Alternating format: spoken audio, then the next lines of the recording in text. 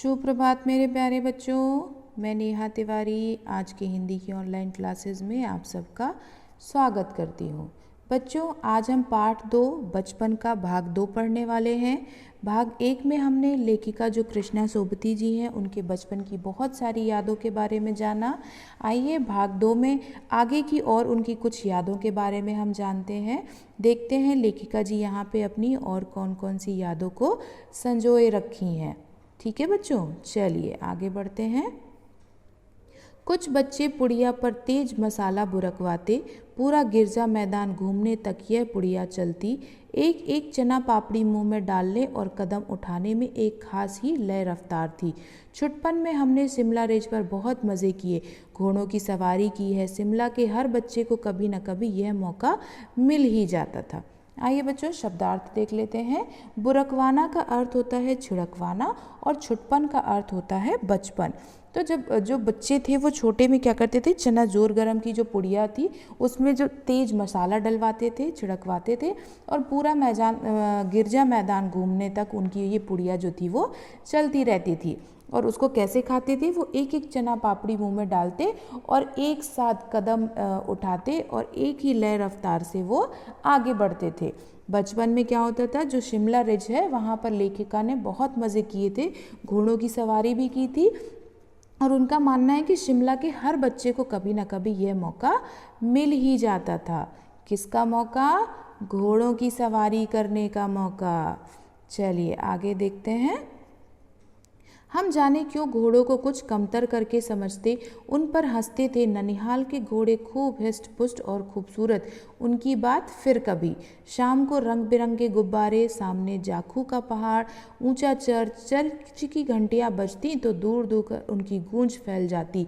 लगता इसके संगीत से प्रभु यीशु स्वयं कुछ कह रहे हैं। आइए बच्चों, शब्दार्थ देख लेते हैं। कमतर का अर्थ होता है दूसरों से कम, हृष्ट पुष्ट का अर्थ होता है तंदुरुस्त और गूंज का अर्थ होता है आवाज़।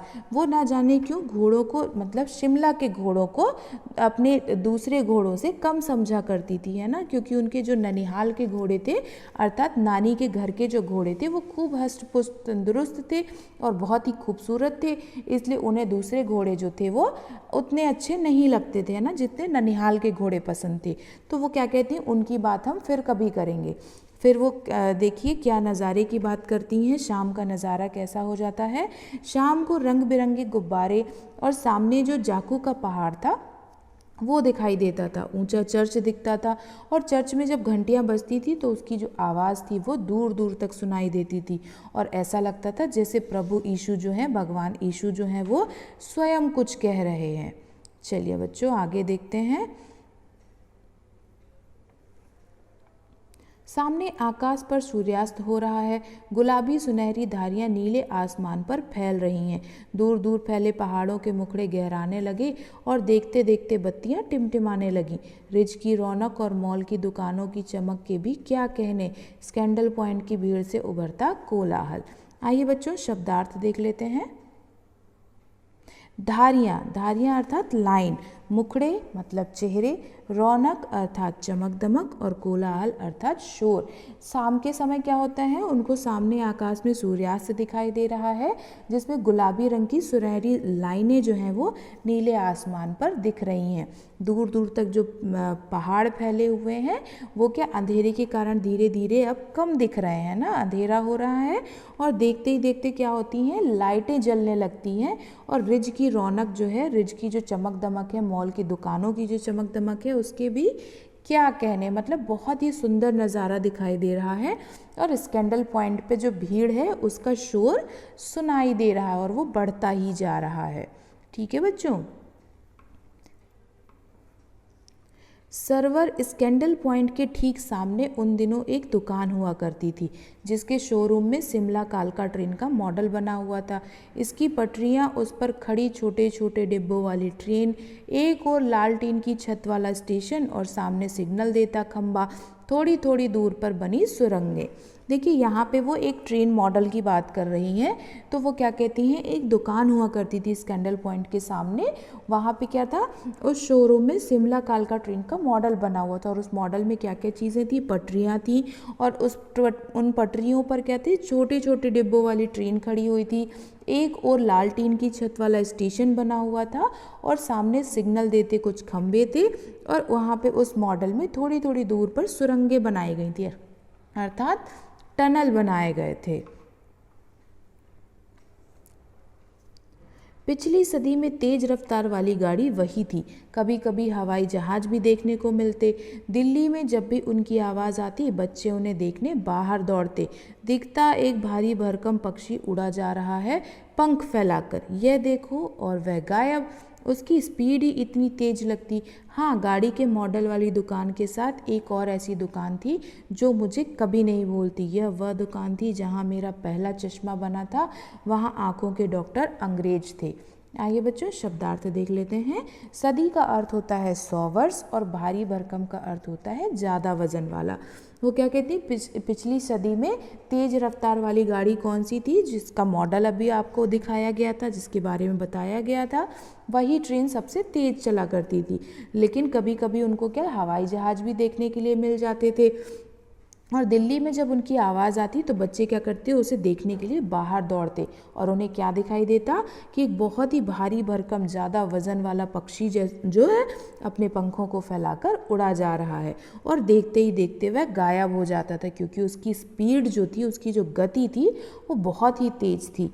और वो क्या कहती हैं कि गाड़ी के मॉडल वाली दुकान के साथ उन्हें एक और दुकान भी याद है जिसको वो कभी नहीं भूल सकती। और कौन सी थी, जहाँ उनका पहला चश्मा बना था, चश्मे की दुकान। और वहाँ के आँखों के जो डॉक्टर थे वो अंग्रेज थे।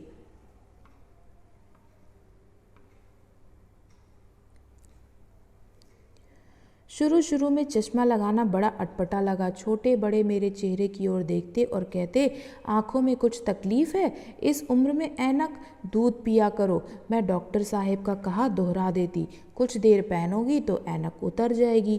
वैसे डॉक्टर साहब ने पूरा आश्वासन दिया था, लेकिन चश्मा तो अब तक नहीं उतरा, नंबर बस कम ही होता रहा। मैं अपने आप इसकी जिम्मेवार हूँ।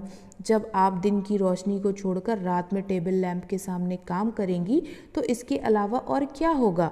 हाँ, जब पहली बार मैंने चश्मा लगाया तब मेरे एक चचेरे भाई ने मुझे छेड़ा, देखो देखो कैसी लग रही है।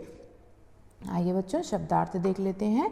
अटपटा का अर्थ होता है अजीब, तकलीफ का अर्थ होता है दुख या कष्ट, ऐनक का अर्थ होता है चश्मा और आश्वासन का अर्थ होता है भरोसा। तो यहाँ पे लेखिका क्या कहती हैं कि शुरू शुरू में उन्हें चश्मा लगाना बहुत ही अजीब लगा और जो उम्र में उनसे छोटे थे, जो बड़े थे, वो सभी क्या करते थे, उनके चेहरे की ओर देखते थे और कहते थे आँखों में कोई तकलीफ़ है, कोई दिक्कत है, इस उम्र में चश्मा। उन्हें बहुत आश्चर्य होता था। दूध पिया करो, है ना, ऐसी सलाह वो देते थे। मैं डॉक्टर साहब का कहा दोहरा देती। जो लेखिका थी वो क्या कहती थी, जो डॉक्टर ने उन्हें कहा था वही वो भी उन्हें बता दिया करती थी कि कुछ देर पहनोगी तो चश्मा उतर जाएगा। वैसे डॉक्टर ने उन्हें क्या किया था, पूरा भरोसा दिलाया था कि चश्मा उतर जाएगा, लेकिन ऐसा नहीं हुआ। बस उनकी जो चश्मों के नंबर थे वही कम हुए, चश्मा कभी नहीं उतरा, है ना। और उसके लिए लेखिका अपने आप को ही जिम्मेदार समझती हैं, क्योंकि वो क्या करती थी, दिन की रोशनी में छोड़कर वो रात में टेबल लैंप में पढ़ा करती थी, है ना। जो भी उनके काम होते थे वो सारे वो रात को किया करती थी। तो उनका मानना है कि अगर कोई दिन में काम ना करके, दिन की रोशनी में काम ना करके, रात को अगर टेबल लैंप में काम करेगा तो उसके साथ तो यही होगा, है ना, उसको चश्मा लगाना ही पड़ेगा। और जब उन्होंने पहली बार चश्मा लगाया था तब उनके चचेरे भाई ने उन्हें बहुत परेशान किया था और क्या कहा था, देखो देखो कैसी लग रही है। आइए बच्चों, आगे देखते हैं फिर उनके साथ क्या हुआ। आँख पर चश्मा लगाया ताकि सूझे दूर की, यह नहीं लड़की को मालूम सूरत बनी लंगूर की। इस तरीके से उनके भाई जो हैं वो लगता है चिढ़ा रहे थे लेखिका को। मैं खीजी कि मुझ पर क्यों दोहराया जा रहा है, पर शेर बुरा ना लगा। आइए बच्चों, शब्दार्थ देख लेते हैं। सूझना का अर्थ होता है समझना या सोचना, सूरत का अर्थ होता है चेहरा, लंगूर का अर्थ होता है बंदर और खींचना का अर्थ होता है चिड़चिड़ाना। तो उनके जो भाई थे वो कैसे उनको चिढ़ा रहे थे, आँख पर चश्मा लगाया ताकि सूझे दूर की, यह नहीं लड़की को मालूम सूरत बनी लंगूर की। इस तरह की पंक्तियों का प्रयोग करते हुए उन्हें चिढ़ाया जा रहा था। तो वो क्या करती है, खींच जाती हैं, चिड़चिड़ा जाती हैं कि मुझ पर ऐसा क्यों कहा जा रहा है, मुझे क्यों कहा जा रहा है। और बाद में फिर उन्हें क्या लगा कि जो पंक्तियाँ उनके लिए कही गई हैं वो इतनी भी बुरी नहीं थी। ठीक है बच्चों, चलिए आगे देखते हैं लेखिका ने क्या किया फिर। जब वह चाय पीकर चले गए तो मैं अपने कमरे में जाकर आईने के सामने खड़ी हो गई। कई बार अपने को देखा, ऐनक उतारी, फिर पहनी, फिर उतारी, देखती रही, सूरत बनी लंगूर की। नहीं नहीं नहीं, हाँ हाँ हाँ। मैंने अपने छोटे भाई का टोपा उठाकर सिर पर रखा। कुछ अजीब लगा, अच्छा भी और मजाकिया भी। आइए बच्चों शब्दार्थ देख लेते हैं। आईना का अर्थ होता है शीशा और टोपा का अर्थ होता है एक प्रकार की बड़ी टोपी। तो यहाँ पे जब वो उनके चचेरे भाई जब चाय पीकर चले गए तो वो अपने कमरे में जाकर क्या करती हैं, शीशे के सामने खड़ी हो जाती हैं और कई बार अपने आप को देखते रहती हैं। फिर वो अपना चश्मा उतारती हैं, फिर पहनती हैं, फिर उतारती हैं, फिर पहनती हैं।